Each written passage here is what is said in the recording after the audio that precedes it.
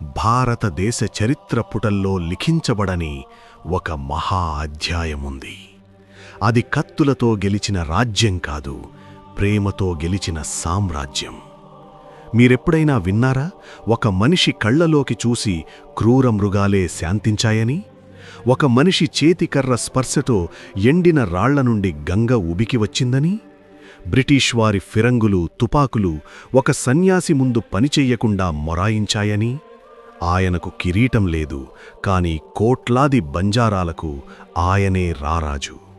ఆయనకు సింహాసనం లేదు, కాని ప్రతి తాండాలో ఆయన మాటే శాసనం.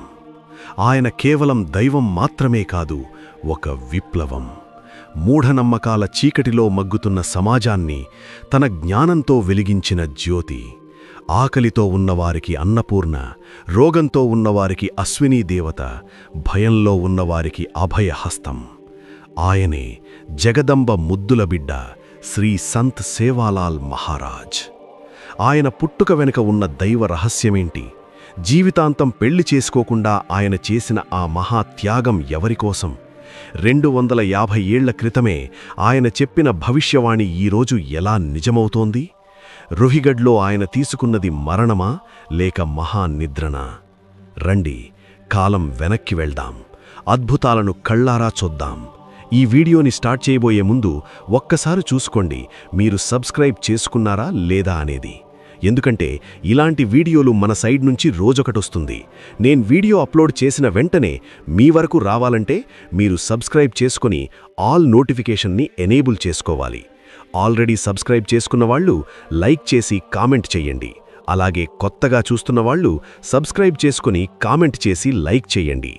ఇక లేట్ చెయ్యకుండా స్టార్ట్ చేద్దాం. Let's begin our episode.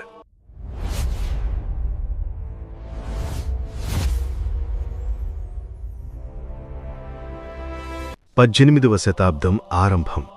అది భారతదేశం అల్లకల్లోలంగా ఉన్న సమయం. మొఘల్ సామ్రాజ్యం కూలిపోతోంది. బ్రిటిషు వారు మెల్లగా దేశాన్ని ఆక్రమిస్తున్నారు.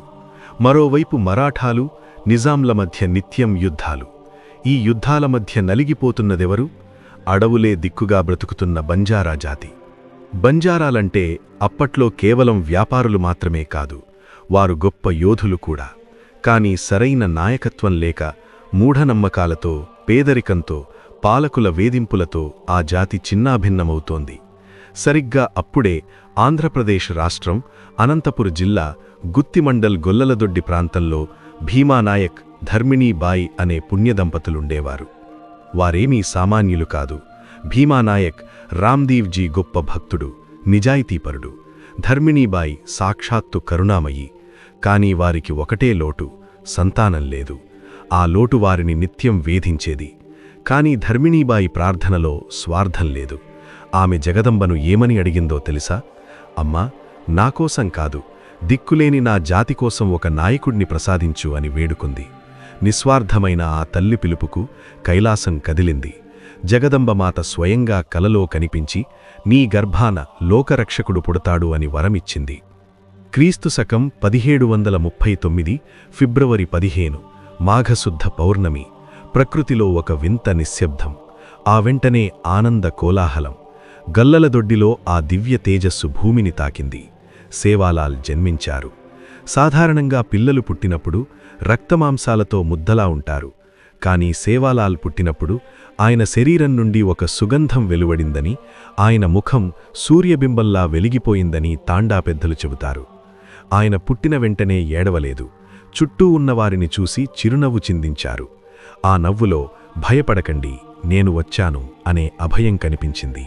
ఆ బాలుడికి నామకరణం చేసేటప్పుడు పురోహితులు జాతకచక్రం చూసి ఆశ్చర్యపోయారు. ఈ బాలుడు సామాన్యుడు కాదు, గ్రహాలన్నీ ఈయనకు అనుకూలంగా ఉన్నాయి, ఈయన సేవతో లోకాన్ని తరింపచేస్తాడు అని చెప్పారు. అందుకే సేవాలాల్ అంటే సేవ చేసే ముద్దుబిడ్డ అని పేరు పెట్టారు. ఆయన బాల్యం నుండే మట్టితో ఆడేవాడు కాదు, మనస్సులతో ఆడేవాడు. ధ్యానంలో గంటల తరబడి కూర్చునేవాడు. బంజారా పిల్లలు పశువులను మేపడానికి అడవికి వెళ్లడం ఆచారం. సేవాలాల్ కూడా వెళ్లేవారు. కాని ఆయన వెళితే అడవిలో వాతావరణం మారిపోయేది. పక్షులు కిలకిలారావాలు చేసేవి, చెట్లు గాలికి తలలూపేవి. ఒకరోజు ఒక సంఘటన జరిగింది. మధ్యాహ్న సమయం. పిల్లలందరూ ఆడుకుంటున్నారు. హఠాత్తుగా పొదల్లోంచి ఒక భారీ పులి గాండ్రిస్తూ బయటకొచ్చింది. దాని కళ్ళు నిప్పు కణాల్లా ఉన్నాయి. ఆకలితో ఆవులపై దాడి చేయడానికి సిద్ధమైంది. పిల్లలందరూ భయంతో చెట్లెక్కారు. కాని సేవాలాల్? ఆయన నిటారుగా నిలబడ్డారు. ఆ పులి ఆయన వైపు దూకబోయి ఆగిపోయింది. సేవాలాల్ దాని కళ్లల్లోకి చూస్తూ, ఇవి మూగజీవులు, వీటిని చంపడం ధర్మం కాదు, వెనక్కి వెళ్ళు అని మానసిక సందేశం పంపినట్లుగా చూశారు. ఆశ్చర్యకరంగా ఆ పులి శాంతించింది. తల వంచి ఆయన పాదాలకు నమస్కరిస్తున్నట్లుగా ప్రవర్తించి వెనుతిరిగింది.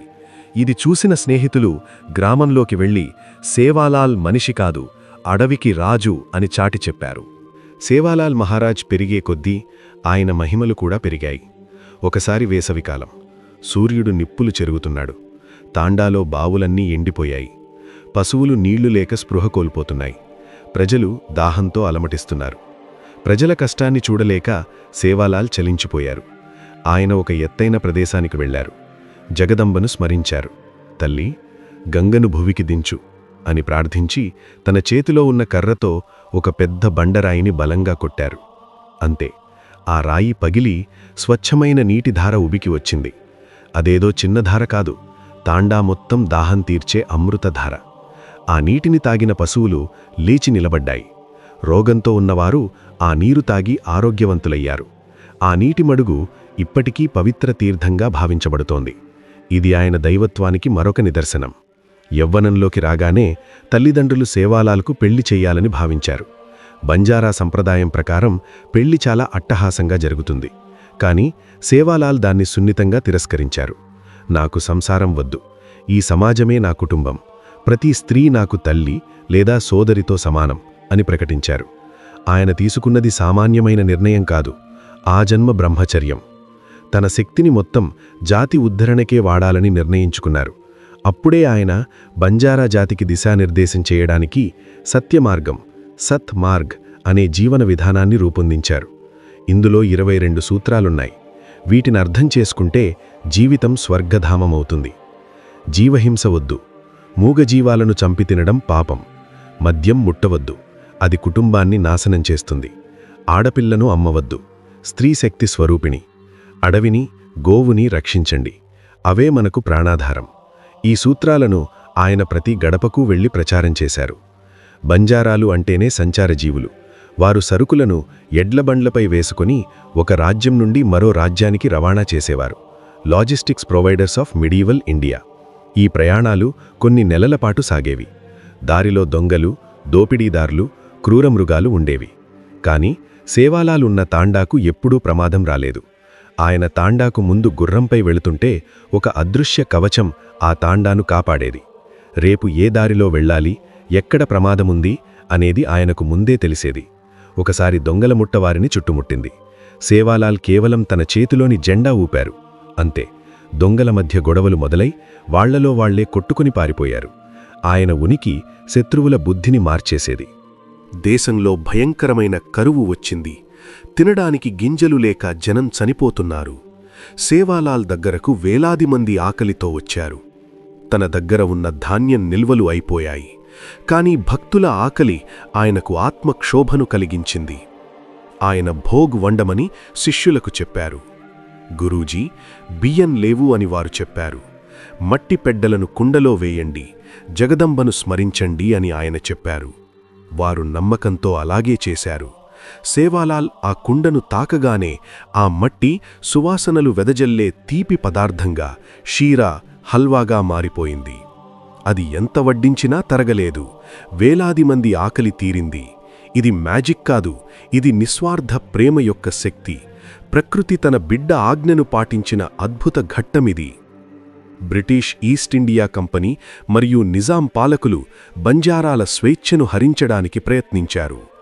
పశువులు అడవిలో గడ్డిమేస్తే పుల్లరి అనే గ్రేజింగ్ ట్యాక్స్ కట్టాలని హుకుం జారీ చేశారు.